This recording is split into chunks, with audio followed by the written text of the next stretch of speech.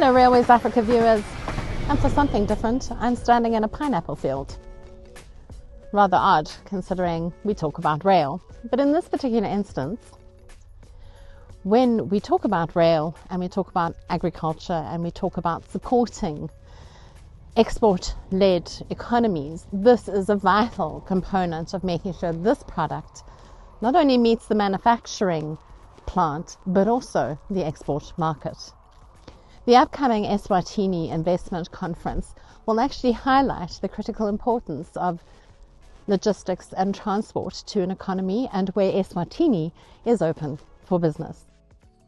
In more detail, Minister Khumalo is going to detail how some of these logistics are impacting the economy positively. This morning I had the wonderful opportunity of going to the railway station where these pineapples that have been through the process are going to be shipped on container. Part of really promoting investment in a country is ensuring that the transport and logistics are up to par. And as the Minister of Trade and Industry, driving business and investment, and what is your future vision? Eswatini right now, when you look at the last ranking that the World Bank issued, was ranked number 1 in Africa when it comes to trade across borders. The reason for that is, being a landlocked country, we are very conscious to ensure that barriers to trade related to cross-border transportation are addressed and addressed effectively. So what we've done is we've put together a team that we call the National Trade Facilitation Team, and that team comprises ministry officials, customs officials and the private sector, and co-led by 3 chairpersons representing government, the customs department as well as the private sector, working with our neighboring countries to ensure that there's ease of transportation of goods across our borders, and rail is very, very pivotal to that. And as part of that, we are now able to even transfer goods from Eswatini through the Mozambican border without stopping at the border. And we are working on a similar solution with the South African border as well, because we understand that we are 2.5 hours away from the Maputo port.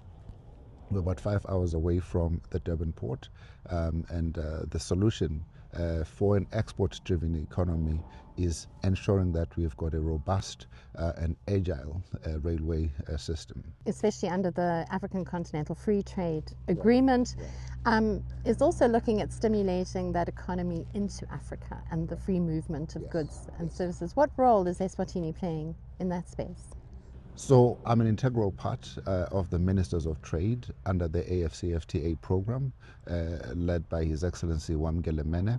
And one of the key priorities is to make sure that transportation of goods across the continent is hassle-free and efficient and is unconstrained. So we are addressing what we call non-tariff barriers to trade, and one of those is ensuring that there is no-stop borders.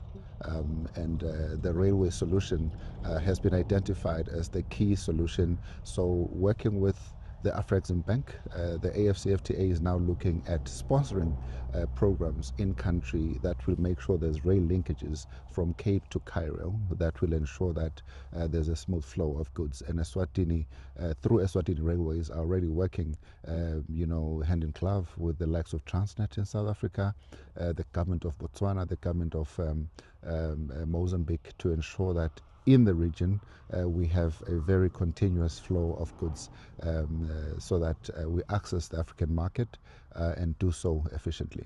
By showcasing that you're open for business, the upcoming investment conference, what is on the agenda? First of all, Eswatini is truly a beautiful country. I think it's one of the best countries in the world as far as I'm concerned, but obviously I'm biased. I have to be.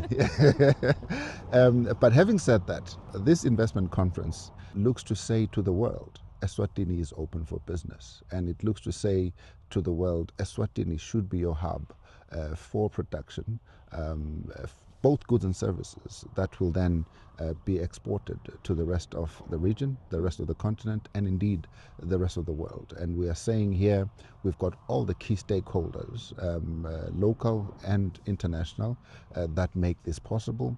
And you'll be having testimonials of international companies such as the Rhodes Food Group that will show you that we can move from farm to table in the UK, from Eswatini, with ease of doing business and at a very competitive cost. We've got companies that have been doing business in Eswatini, like the Coca-Cola concentrate manufacturing entity, the sugar companies and others that have demonstrated that not only is it efficient to do business in Eswatini, but it is a growing economy. It is one of the fastest growing economies in the region. If you check your numbers, our rating by Moody's recently has become a B+ rating, which is the only country in the region that has actually received an upward grading because we are doing all the right things in terms of our fiscal policy and our monetary policy to ensure that the cost of doing business in Eswatini is the most competitive. What are your other priority areas? So we've got what we call key sectors of the economy we want to drive, and then we've got what we call enablers for that to happen. So our priority areas, and that's what we will be pushing at this particular conference, is number one, mining, number two, manufacturing, number three, agriculture, with an emphasis of agro-processing, because we want to move up the value chain and not just export raw materials all the time. Things like what the Rhodes Food Group is doing, where you're adding value to your core production. Number four is ICT and ICT infrastructure. That's extremely important. Number five, it is the whole idea of tourism, because you said it yourself, a beautiful country, steeped in 400 years of a culture that is unpolluted, undiluted, and a very peaceful environment. Fantastic place to live in, and we've got programs then that support our tourism culture. And we then lastly have energy, because Eswatini, we want to be one of the first countries in the world to be totally running on green energy, and we've got a lot of green energy potential, and we are looking to investors that will come and partner with the state-owned enterprise to produce energy that will actually support all the industrialization agenda that we have. So those are some of our priorities. We are hoping that coming out of this particular conference, we would have actually signed off investment deals upwards of 30 billion emalangeni, which is our objective for the 2 days. And there you've heard it from the Minister of Trade and Industry, Honourable Minister Khumalo, regarding the upcoming Eswatini Investment Conference. I'm really looking forward to it. Real West Africa and African Pilot are media partners to this event. But right now, the Minister and I are going to go and look at how this pineapple goes through the process and lands up on a train. So, Minister, when you're in here and you're looking at all of this activity, it's impressive to see your country at work. Can I tell you a story? At some point in my career, when I was really young, I worked in Dublin, and I went into a Tesco just to buy my regular groceries. I went into a section of mixed fruits that are ready to serve, and I picked a package, and as I was reading on it, it said made in, at the time, Swaziland, now Eswatini, and it was made in this factory. So to see this manufacturing taking place, converting agricultural raw products into actual processed foods for exports to the most competitive markets in the world at the highest possible standard, it is really a validation of what we mean when we say Eswatini is an export-based economy. And we can see today, live in action, a demonstration of that. So one of the most fabulous things about this facility is the actual amount of sugar from Eswatini. So and here you can see the sugar being poured. What's even more important is that sugar came here by rail. Absolutely. What we are trying to emphasize as well is that it's an ecosystem that needs rail and other forms of transportation to happen. And sugar is produced in Eswatini, the fruits are produced in Eswatini, the companies work together with Eswatini Railway enabling the sugar to come here, and we have a very beautiful story to tell in terms of just how things come together, what we ultimately export out of the country.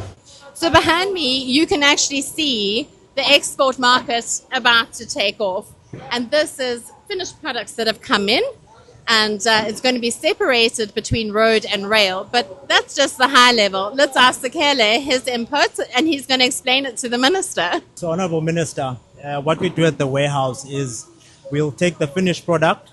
Once it's ready for export and been released by our technical team, we'll then label it. Once it's labeled, we'll then pack it into a container if it's for export market, depending on the order. And if it's for local market, we will then truck it through road and to the South African market. And then when we get there, we'll then distribute to the rest of the retailers or to the rest of the shops that we supply. This brings me back to being in the field with pineapples and how this relates to rail and transport logistics in Eswatini. Minister, what did you think of the process? The process is really exciting to witness, again, from farm to the container that we see now behind us, where the pineapples have been processed and other fruits and vegetables have been processed, packed, and ready for export. And it is all done by a company run by Eswatini. The people of Eswatini, all the way from the top management to the bottom. It speaks to the capacity of the talent in Eswatini to actually run world-class operations for the export market. So very proud moment for me. And that kind of closes out the whole, invitation that Eswatini is open for business. This is a great place to invest. We have good logistics and transport infrastructure. In fact, you have good infrastructure all around. We have very, very good infrastructure, whether it is road infrastructure and clearly rail infrastructure underpins our export-led economy because it not only services the local market but allows us to get to our international ports of export. Nixon, this morning we were standing on a platform in a station. Yes, so this morning, very early today, we went to the dry port in Matsapha. There was a lot of containers stacked, and we did mention that the importance of the railway network, even though we're a landlocked country, but we're land-linked, and we have our reach extends to all the ports, mainly Durban, Richards Bay, and Maputo. Now, in order to access the world market, the railway plays a key part. So this container that we see behind us also illustrates the collaboration that's needed, which we term as intermodal transport. Good to see that this collaboration, that's government, which I represent as a parastatal, and also the private sector, participate. Well, the participation is very good and it's commendable. So thanks to government, my honourable minister here. This is just an illustration to investors that we are a resilient. We might be small in size, but we reach thousands of customers. In fact, millions of customers worldwide through just this collaboration. This really does emphasize that Eswatini is open for business. It's a great place to invest. It really is. With the spirit of lightning, how do we say it? Ngwe. The spirit of Ngwe, yes. In the spirit of Ngwe. Lightning speed. Yeah. In the spirit of Ngwe. Let's make Eswatini prosper.